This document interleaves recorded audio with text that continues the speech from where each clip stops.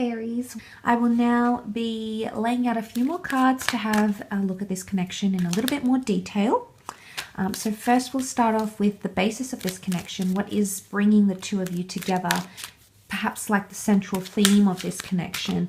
And then we'll look at the strengths and areas of challenge. So let's see what comes up in the cards here. Okay, inner voice. That's quite beautiful, Aries. You do have a number 1 here, and this is very powerful. So a new beginning or a fresh slate of some kind. So straight away, this points to quite a strong beginning. What's bringing the both of you together is that internally, values, intuition, you're actually being guided to each other. So it's actually that inner voice, that higher realm, spirit, call it what you will, a higher power that's actually bringing the two of you together. But the inner voice, it's almost like you're subconsciously going to be drawn to this person and vice versa. They will subconsciously be drawn to you.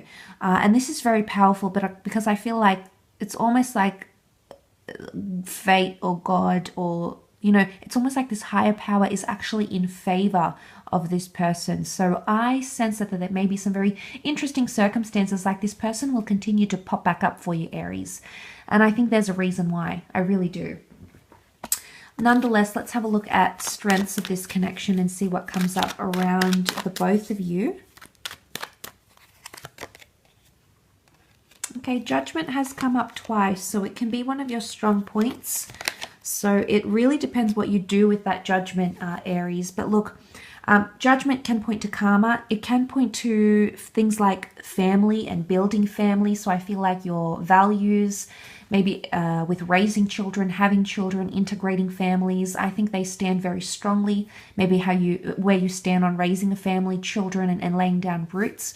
So I'm straight away thinking that that's going to be a strong point for you. But also the relationships you have with this person's friends and family members. I feel like you'll be welcomed in to the family, so I think that's a good sign. I think that's a positive reflection of the influence you're going to have on that person, and of course the influence they're going to have on you. So it could be there's a lot of acceptance with the judgment card here, which I really love, but it is about waking up to things. They emerge from the coffins here, so I feel like there's a very potent message of coming out of this slumber.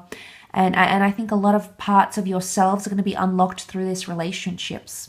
Now, maybe this is childhood dreams. Maybe this is the inner voice, the inner self. But I feel like this person is going to help awaken that. And vice versa. They could be doing that to you, because the Empress speaks of unprecedented growth. And she makes everything happen so effortlessly around her. The grass doesn't strain to grow. We see the barley rising up, the lavish water, the lavish robes.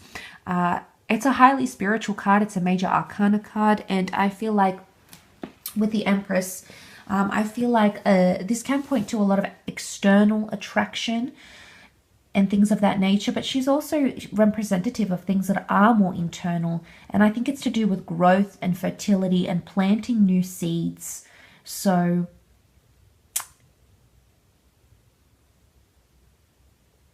I feel like you'll want to grow together. If something isn't to your liking, Aries, or it's not to their likings, I feel like you're willing to sort of meet halfway. I definitely feel there's a lot to do with compromise and sacrifice, and that's evidenced with the Three of Pentacles.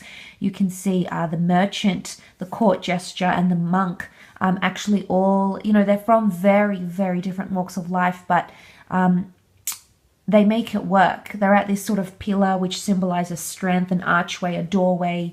Again, that doorway is popped up here with the Judgment card. So I feel for a lot of you seeing these cards, I think there's a lot to do with opening the doors. There's a lot of possibility around this relationship. And I think the strength here lies in the fact that sacrifices and negotiations will need to be made. But I think you're willing to do them, Aries. I don't know if you might not have been before. You might have been stubborn, or maybe you weren't willing to do a lot for that person. But I think this time around in this relationship, that could be a game changer, is the amount you're willing to sacrifice or compromise or sort of negotiate and talk about things. This is an openness. It's open-mindedness. And I think that's going to definitely be a strength here for the both of you when you come together in this relationship. I do feel it's also trust and maintaining identity. The identity of these people is maintained here through their costumes. So I feel like you're not really going to lose yourself in this person, Aries. I think that's a very common thing, actually, when people get involved in relationships. You know, it's only natural to lose a part of ourselves, I guess, in this person. But too often people lose their whole identity and are so dependent on this other person, and it creates that burdensome energy. But I don't think that's happening here for you, okay? Let's have a look at areas of challenge. Okay, sometimes the Ten of Wands can indicate one person doing a lot of the hard work or carrying a lot. And Wands can be you, Aries. I mean, this person might be a fire sign too. However, you know, you've got Sagittarius here with the Temperance card. So look, I don't think it's deterministic just because the Wands have come up that it's all going to be you. I think time will tell when you come together to this relationship, and you'll really see what role you are playing and what role your partner is taking on. But nonetheless, the Ten of Wands can be, it's almost like dumping a lot on the other person. You know, it could be pressure or pacing, because pacing, he's very slow and steady because he's got something heavy, he's got something to work with. When the Knight is excited, he feels like free, he just wants to tackle it, he wants to get in there. So I think especially more in the beginning, when you start to form this relationship, you're going to see a line drawn in the sand where one of you is definitely treading more cautiously, the other is or has the excitement of the Knight of Wands, and there's a strong thing to do with patience here. But it's also, if I see all these cards and I read them together, I think it's inconsistency, Aries, and that could be difficult. The Ten of Wands is slower, the Knight of Wands is more impulsive, and then the Temperance here reminds us to be patient and have moderate, a moderateness in each situation. So this makes me think there's some inconsistencies in the relationship, okay? And you're going to have to work on inconsistencies. That might be one of the issues here. I don't know if it's distance. The Knight of Wands is often seen as a traveler. He does have a bit of an unsettled energy to him. So I think there's someone who might, you know, as much as I said they might like routine and things, I don't know. I think they fear this in a way. And if it's not them, Aries, it could be you. It could be you fearing these things, because not that the Knight of Wands is fearing these things. He's not. But he doesn't stay in a place for too long. And that's why I think he's somewhat unsettled. So I don't know if this is mundaneness or repetition. I mean, that could be not so good for the relationship, maybe for some of you.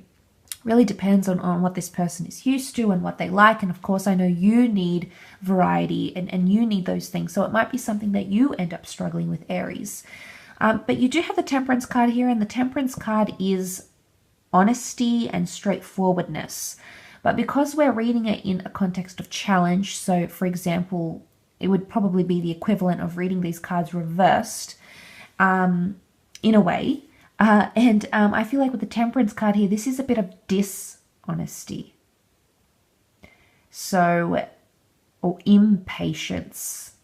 Or more, it's not deception in a way. It's more that avoidance or waiting too long to reveal what you want or what you're happy with or where the problems lie or what doesn't sit well with you.